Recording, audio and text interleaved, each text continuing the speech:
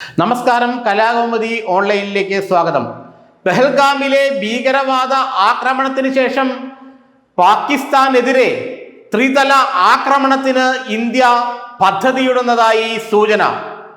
Operation പരാക്രമം 2 എന്ന് വിളിക്കുന്ന ഈ ത്രിതല ആക്രമണ പദ്ധതി എപ്പോൾ തുടങ്ങണമെന്ന കാര്യത്തിൽ രാഷ്ട്രീയ നേതൃത്വത്തിന്റെ നിർദ്ദേശം കാത്തിരിക്കുകയാണ് സൈന്യം.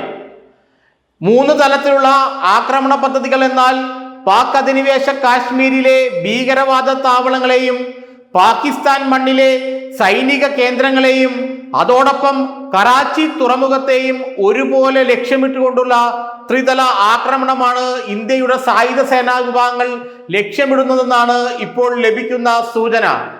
ഓപ്പറേഷൻ പരാക്രം, ഓപ്പറേഷൻ സിന്ധുരക്ഷക് എന്നീ പേരുകളിൽ വിളിക്കുന്ന 2 ആക്രമണ പദ്ധതികളെ കൂട്ടിയോജിപ്പിച്ചുകൊണ്ടുള്ള ഒരു നൂതനമായ ആക്രമണ പദ്ധതിയായിരിക്കും ഇന്ത്യയുടെ സൈനിക വിഭാഗങ്ങൾ പാകിസ്ഥാന് മേൽ നടപ്പിലാക്കാൻ ഒരുങ്ങുന്നതെന്നാണ് ഇപ്പോൾ പ്രതിരോധ വൃത്തങ്ങളിൽ നിന്നും നമുക്ക് മനസ്സിലാക്കാൻ കഴിയുന്നത്. നാവികസേനയടക്കം പങ്കെടുക്കുന്ന ഒരു ഫുൾ ഫ്ലെഡ്ജ്ഡ് വാർ എന്ന് വെച്ചാൽ സമ്പൂർണ്ണ യുദ്ധമായിരിക്കും ഈ പദ്ധതിയിലൂടെ ഉണ്ടാകാൻ പോകുന്നത്. ഇതിന്റെ പ്രവർത്തന രേഖ കൃത്യമായി സുരക്ഷയ്ക്ക് വേണ്ടിയുള്ള ക്യാബിനറ്റ് സബ് കമ്മിറ്റിക്ക് മുന്നിൽ സൈനിക നേതൃത്വം വച്ചു കഴിഞ്ഞു.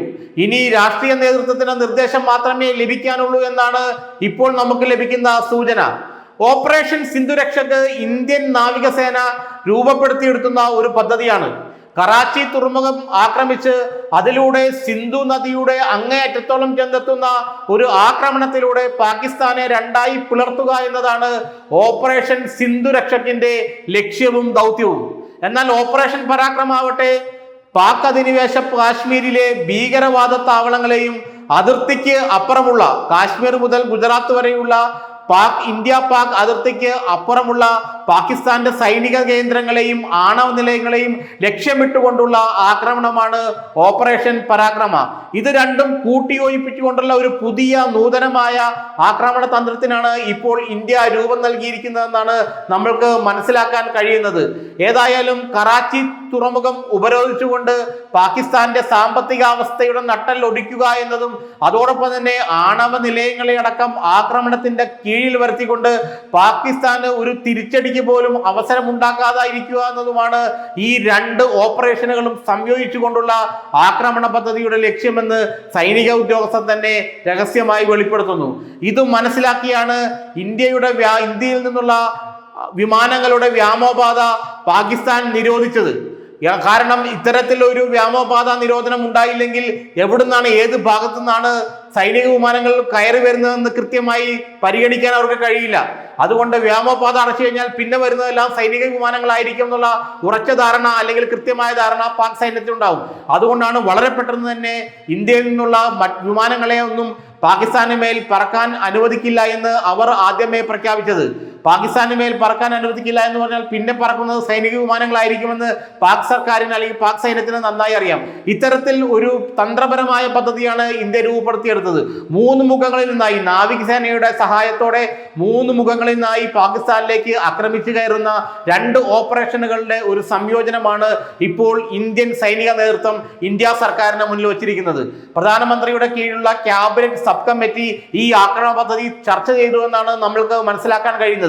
സിന്ധു നദീജല കരാറിന്റെ ലംഘനം അല്ലെങ്കിൽ സിന്ധു നദിയിലെ ജലം ഇനി പാകിസ്ഥാനിലേക്ക് കൊടുക്കില്ല എന്ന് ഇന്ത്യ പ്രഖ്യാപിച്ചത് യഥാർത്ഥത്തിൽ പാകിസ്ഥാനുമായുള്ള യുദ്ധപ്രഖ്യാപനമാണെന്ന് സൈനിക നേതൃത്വം ഇപ്പോൾ തന്നെ വ്യക്തമാക്കി കഴിഞ്ഞു. ഇന്ന് പാക് സൈനിക മേധാവികളുടെ യോഗത്തിന് ശേഷം പുറത്തിറങ്ങിയ പാക് സൈനിക മേധാവികളും പാകിസ്ഥാന്റെ വിദേശകാര്യ വക്താക്കളും സിന്ധു നദിയുടെ വെള്ളം അടച്ചത് തന്നെ പാകിസ്ഥാനുമേലുള്ള ഇന്ത്യൻ ആക്രമണമെന്നാണ് വിശേഷിപ്പിച്ചത്. ഏതായാലും ഇന്ത്യ ഒരു സമ്പൂർണ്ണ ആക്രമണത്തിന് തയ്യാറെടുക്കുക എന്നുള്ളത് പാകിസ്ഥാന് മനസ്സിലായിട്ടുണ്ട്. അത്തരത്തിലുള്ള നടപടികൾ, പ്രതിരോധ നടപടികൾ അവരുടെ ഭാഗത്തു നിന്നും കൈക്കൊള്ളുന്നുണ്ട്. ഏതായാലും 3 വശങ്ങളിലേക്കും എത്തുന്ന ഒരു ആക്രമണം ഇതുവരെ പാകിസ്ഥാന് നേരെ ഇന്ത്യൻ സൈന്യം നടത്തിയിട്ടില്ല. 65-ലും 71-ലുമുള്ള ആക്രമണങ്ങൾ അത് വളരെ പരിമിതമായിരുന്നു. 65-ലെ ആക്രമണത്തിൽ അകത്തേക്ക് കയറിയ പാകിസ്ഥാൻ സൈനികളെ പുറന്തള്ളുക, 71-ലെ യുദ്ധത്തിൽ പാകിസ്ഥാനെ വിഭജിച്ച് ബംഗ്ലാദേശ് ഉണ്ടാക്കുക, 99-ലെ കാർഗിൽ യുദ്ധത്തിലും ആ പ്രത്യേക പ്രദേശത്ത് മാത്രം കയറിയ ഭീകരവാദികളെ പുറത്തേക്ക് തള്ളുക എന്നത് മാത്രമായിരുന്നു ഇന്ത്യൻ ആക്രമണത്തിന്റെ ലക്ഷ്യമെങ്കിൽ ഈ ഓപ്പറേഷൻ പരാക്രമയും ഓപ്പറേഷൻ സിന്ധുരക്ഷകം സംയോജിപ്പിച്ചുകൊണ്ടുള്ള ഈ ത്രിതല ആക്രമണം എന്ന് പറയുന്നത് പാകിസ്ഥാനെ മുച്ചൂടും മുടിക്കുന്ന തരത്തിലുള്ള ആക്രമണമായിരിക്കുമെന്നാണ് നമ്മുടെ ഇന്റലിജൻസ് കേന്ദ്രങ്ങളും സൈനിക കേന്ദ്രങ്ങളും കൃത്യമായി റിപ്പോർട്ട് നൽകുന്നത്. ഏതായാലും ഈ റിപ്പോർട്ട് അജിത് ഡോവലിന്റെ നിർദ്ദേശപ്രകാരം സൈനിക മേധാവികളും അജിത് ഡോവലും ദേശീയ സുരക്ഷാ ഉപദേഷ്ടാവ് അജിത് ഡോവലും കഴിഞ്ഞ ദിവസങ്ങൾ രാവിലെ തന്നെ കണ്ടിരുന്നു. ഈ പാകിസ്ഥാൻ ഭീകരവാദികളുടെ ആക്രമണം പഹൽഗാമിൽ ഉണ്ടായ അന്ന് തന്നെ ദേശീയ സുരക്ഷാ ഉപദേഷ്ടാവും സൈനിക മേധാവികളും തമ്മിൽ ചില രഹസ്യ കൂടിക്കാഴ്ചകൾ നടന്നിരുന്നു. അതിനുശേഷമാണ് അമിത്ഷാ ശ്രീനഗറിലേക്കും കാശ്മീരിലേക്കും എത്തിയത്. അതുകൊണ്ട് തന്നെ ഇതിനുള്ള പ്ലാൻ നേരത്തെ തന്നെ, യുദ്ധത്തിനുള്ള സ്ട്രാറ്റജി നേരത്തെ തന്നെ തയ്യാറാക്കി കഴിഞ്ഞു എന്നാണ് നമുക്ക് മനസ്സിലാക്കാൻ കഴിയുന്നത്. ഏതായാലും ത്രിതല ആക്രമണം പാകിസ്ഥാന് നേരെ ഉണ്ടാവുകയാണെങ്കിൽ അങ്ങനെ ഒരു രാജ്യം പിന്നെ ഭൂമുഖത്തുണ്ടാകില്ല എന്നാണ് സൈനിക മേധാവികൾ പറയുന്നത്.